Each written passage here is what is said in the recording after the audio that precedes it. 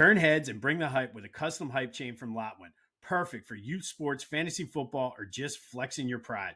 Go to Lotwin.com, use the promo code TCCPOD for 10% off your order. That's Lotwin.com, promo code TCCPOD for 10% off. Get your custom hype chain and get hype with Lotwin.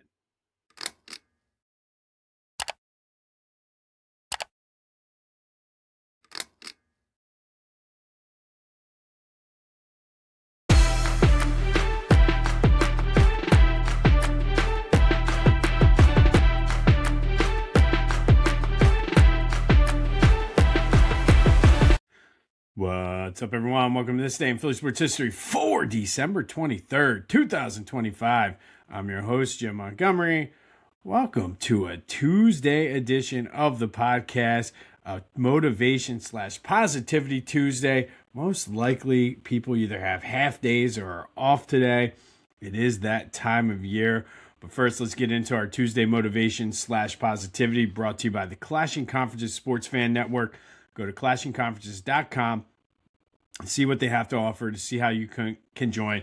Come on over. Let's have some fun. We are proud members here at This Day in Philly Sports History. And in quick programming note, my wife made her debut on the Wives Members Pod that dropped yesterday. So you can find that wherever you get your podcast as well as on YouTube. A little bit of insight and good banter for the ladies there. So that is available wherever you get your podcasts as well as on YouTube. But today's quote comes from the philosopher Seneca. And I really like this, especially in light of what is going on in my personal life. As I always tell you, I always am looking for something to help guide me that I think can be passed along to you guys as well. But for this one, it's not because things are difficult that we do not dare. It is because we do not dare that they are difficult. And I like that because a lot of times what this is saying is it's our own fear, our own hesitation that makes things seem difficult. Those are the real reasons why things seem hard and they don't get done. It's not the actual tasks themselves or the actual quote unquote thing you're trying to do. It's our fears, our hesitations. We make up these scenarios in our heads and say, oh, we can't do that. That's why we're not going to do it. But you need to have courage. You have to have that courage to try. You need to have the courage to discover what you're capable of. Because if you're not trying, you don't know what your limits will be. And fear keeps us a lot of times from doing what we're capable of. A lot of times talent will only take you so far. Skills will only take you so far. You need to take that leap of faith. You need to have that courage and ultimately change your mindset about things. Instead of saying, is it too hard, is your first question, or that's going to be too hard. What's the first step? Have that growth mindset. Have more of an actionable, this is what's going to get done and this is what I need to do to get there. Dare greatly and dream big. And I think for me, this is very, very relevant because of the job situation. While I was spared my job, I do see a lot of things on the horizon politically that could spell the end of the type of school I've been working. And it's something I've been putting off for a long time, looking for jobs because I'm comfortable. 100% admit that I'm comfortable. And, oh, it's too hard to worry about the kids or what's going to happen to the podcast or what's this going to mean. But thanks to coming across and stumbling upon this quote, I'm still going full court press into looking for a job and taking that risk and daring to dream big. So if you can take anything out of that this week, especially during the holiday season, I appreciate it. But remember, it's not because things are difficult that we do not dare. It is because we do not dare that they are difficult. And I think that sums it up perfect. So Seneca, thank you for your words of wisdom today as we head into the holiday week. But that is Tuesday motivation/positivity brought to you by the Clashing Conferences Sports Fan Network. Go to theclashingconferences.com to see how you can join. Always looking for new members, especially if you're a fan of one of the non-Philly teams and just happened to like listening here. They're looking for representatives across all 50 states. So get involved today and go to theclashingconferences.com. All right, some Eagles news. And kind of now that things are processing, we're moving on to Buffalo. Can I just say, we need to appreciate what Jalen Hurts and Nick Sirianni together as a pair have done. I was looking at some things and stats on social media yesterday. And since 2021, the Eagles have made the playoffs every year. They've had a winning record every year. They've had double-digit wins in all except for one of those years. And that year they had 9 wins. So I think despite what we see, sometimes we're too close to what's really happening to kind of appreciate it. I know we did that a lot with Andy Reid. And Andy Reid didn't win a Super Bowl. Andy Reid only got us to 1. So I think it's worth mentioning here on December 23rd, the Eagles just clinched their second straight NFC East, first time that they've won the NFC East back-to-back. Any team has won the NFC East back-to-back since Andy and Donovan did it in 2004.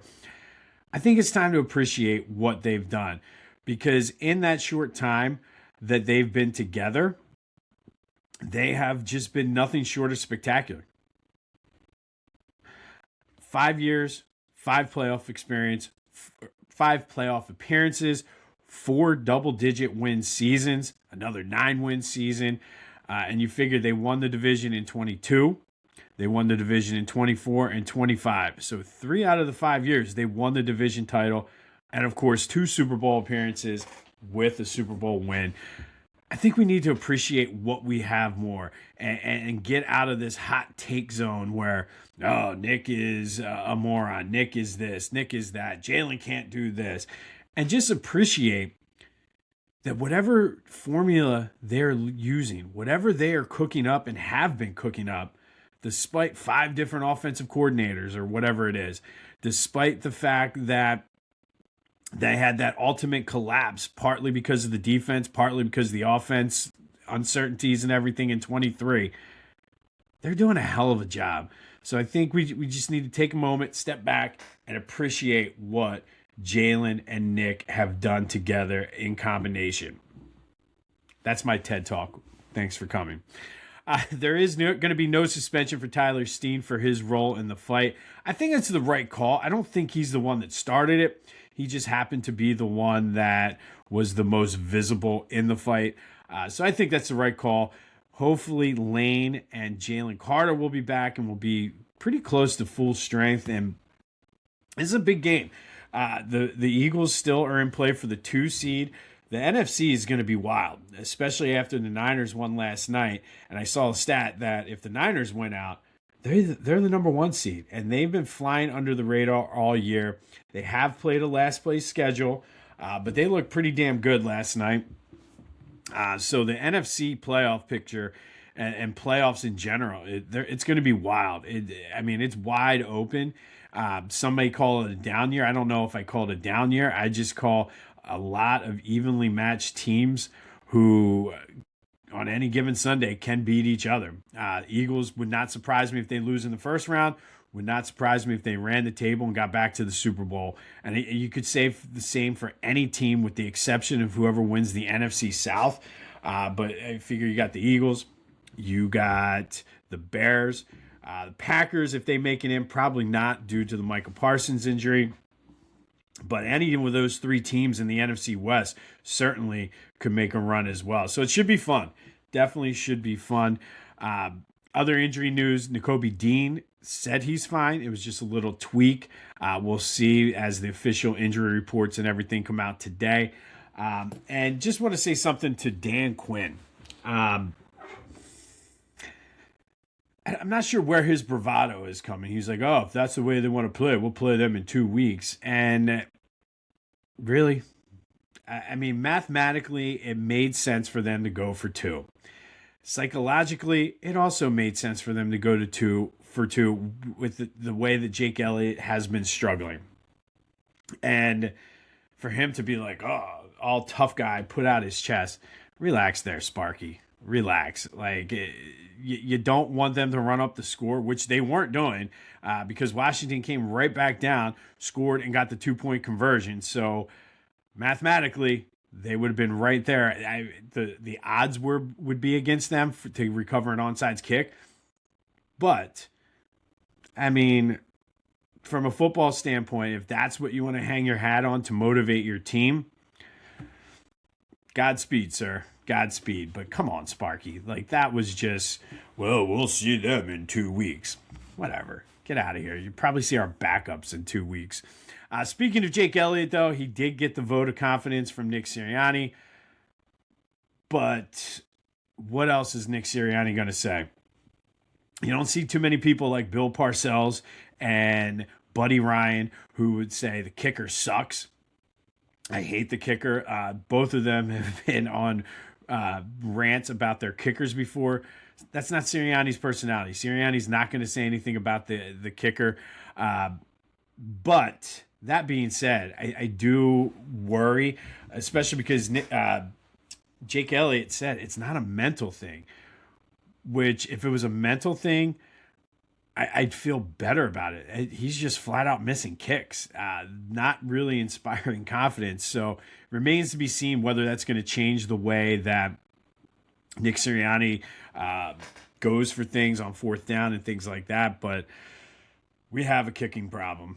Really, after last week and the past few weeks, they played well in spurts, but we have a special teams problem. And I think because of the offensive's inconsistencies and the way the defense has been balling out, kind of overlooking special teams, but they have not been sharp at all. So we'll see. But Brotherly Birds Breakdown, Kyle and I are going to record today. That will drop at some point tomorrow for your Christmas Eve drives. So stay tuned for that. That is available wherever you get your podcasts, as well as on YouTube. We'll talk all of these stories, plus give our 3 keys, predictions, and fantasy breakout starts for the game on this week's Brotherly Birds Breakdown. All right, back to the ice. Flyers. What a fun game this was to watch. I don't often get to watch too many Flyers games pretty much start to finish, but this was a fun game down at the X versus Vancouver. They used a 4-goal third period to beat the Canucks 5-2. Matvei Mishkov with a goal. Denver Barkey played well again. Really like this kid. He's really showing. They were talking him up, the announcers, just about his hockey IQ and the way that, yes, you have to be talented to play in the NHL, but to see a young guy with that kind of hockey IQ and anticipation is a good thing. And I like where this Flyers team is going. Dan Vladar played well in goal as once again. But Flyers with the 5-2 win. They look to continue that momentum tonight out in Chicago. But what a fun game yesterday for the Flyers. Sixers are back in action tonight at the X. No word on Joe. I'm not sure if the new NBA rules on it might be out now. I don't know. I think they have till 8 o'clock to give their injury report. So we'll see. But they're taking on the Nets. So should be a winnable game down at the X for the Sixers as they look to stay hot and continue their momentum in the East as well. Some housekeeping notes. Be sure to follow me on all social media at Philly Jimbo on all platforms. Subscribe to the YouTube channel, Jimbo_Mont, and continue to spread the word as we try to grow this thing. That means like, subscribe. Even if you're a Spotify or an Apple Podcast listener, go to YouTube, hit the subscribe button. We've been slowly upticking in our subscriptions. So the more subscriptions we get, the better off we'll be. Obviously, I mentioned the Brotherly Birds Breakdown dropping tomorrow. There will be no Christmas episode on Thursday. Merry Christmas to everyone. And just another programming note, since it is winter break and I don't have to get up at 5:30, the episodes probably will be slightly later in the morning throughout the holiday season. Not that many people work anyway and will be up. But they will drop in the morning. They just might be a little bit, if you're used to listening to it by 7:30, 8 o'clock, it might be 9:30 by the time it gets there. So just keep that in mind. There will be episodes. They just might be a little bit later. And then with a lot of the uncertainty with job stuff and things, Obviously, New Year's, I always try to kind of reflect and make tweaks. So kind of keep you posted as things go. The timing might be different if I have to actually work outside of the house again. So stay tuned for all that information as it comes. But again, the best way to stay in the loop is just subscribe to the YouTube channel and or follow me on all social media platforms. All right, today's random act of kindness. Since it's likely your last day at work for the week, if you're going into Wawa or Starbucks or 7-Eleven or wherever you go, Sheets for some of you out there, if you're standing in line and you see somebody with coffee and maybe a donut or a muffin or a bagel behind you, offer to pay for it. Just pay for it. Kind of pay it forward. I sometimes will randomly do this waiting in line at Wawa if I'm grabbing a coffee, and it goes a long way. And I've seen it where people have paid it forward to the person behind them. I've been the guy that has gotten my coffee paid for before, so I'll pay for the guy behind me. It's just one of those nice things. It's a simple gesture. It costs you maybe $2-3 depending. Well, Starbucks it might be $8, but if you're going to Starbucks for your coffee, I think you can afford an $8 coffee. I kid. Not really, but I mean, it's expensive. But it's something simple, it's cheap, and it goes a long way in making somebody's day. So pay for the person's order standing behind you in line at the convenience store, whatever it is, Dunkin', wherever you're going, McDonald's. I know there's a lot of following for McDonald's coffee, but it goes a long way and it really helps to make someone's day. All right, yesterday's trivia question. I asked, since the NFL expanded and went to divisional play in 1967, what teams have the Eagles played with in their division? They started pre-merger in the old NFC or NFL Capital Division. And in that division with them, obviously, you had the Giants, Cowboys, and Washington. Don't forget about the Phoenix Cardinals, Arizona Cardinals, St. Louis Cardinals in the NFC East. But the team that nobody really understood or remembered, the New Orleans Saints were members of the old NFL Capital Division. In 1967 and 1969, the Saints and not the Giants were in the Eagles division. 1968, the Giants were in the division. Not sure why the NFL switched it up so many times, but the Saints were that random team. Everybody got the Giants, Cowboys, and Commanders. Everybody got the Cardinals, but the New Orleans Saints played in the same division as the Eagles for 2 seasons in 1967 and 1969. And ironically, here's a fun fact. The Eagles lost to the Saints in 1968, which blew their chance for the number 1 pick in 1969, which was O.J. Simpson, which, as we all remember, that led to snowballs at Santa. Want to show off your Philly pride without saying a word? Philly Goat has you covered. From tees, hoodies, shoes, and hats, their gear screams Philly louder than an Eagles fan at the vet. Whether you're tailgating in South Philly or trying to flex down the Jersey Shore, do it in style. Hit up phillygoat.com, use the promo code Jim Montgomery, and get 10% off your order. Philly Goat, because being Philly ain't a choice, it's a way of life. Go Birds! All right, December 23rd. First, we're going to go back to 1979, and it was the NFC wildcard game at the Vet. Ron Jaworski threw for 204 yards, 3 touchdowns, 2 touchdowns to Harold Carmichael, who had 6 catches for 111 yards. Wilbert Montgomery ran for 87 yards. The defense stepped up, forced 3 Chicago Bear turnovers as the Eagles left with a 27-17 win. It was their first playoff win since 1960 when they won the championship and set up a divisional round matchup against the Tampa Bay Buccaneers. But on this day, Eagles beat the Bears 27-17 in the NFC wildcard game thanks to a big performance by Harold Carmichael and a great defensive performance, forcing 3 turnovers of the Chicago Bears. Fast forward to 1990. Eagles beat the Cowboys 17-3 in what was a very sloppy game. Randall struggled, but Keith Byers threw a touchdown pass to Calvin Williams. The defense forced 4 turnovers, including an Eric Allen 35-yard pick 6. as the Eagles moved to 9-6, clinched a home playoff game with a win the following week versus those aforementioned Phoenix Cardinals.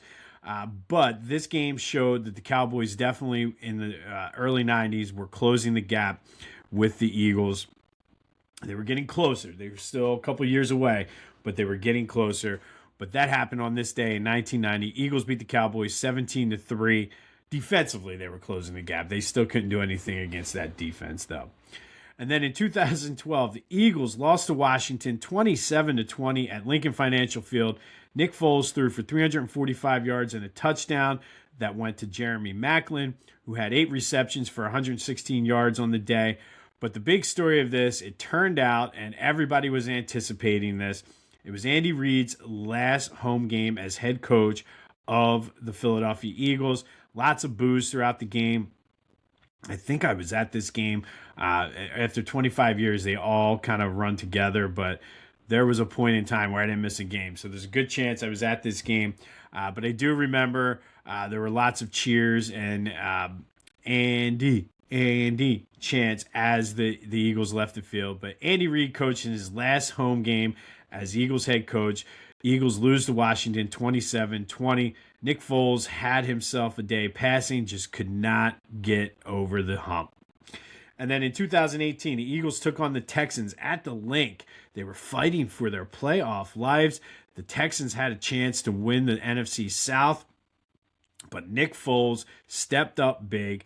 More Nick Foles magic. It feels like at that point in time, every time he touched the ball during that span, at least in a meaningful game, something special happened.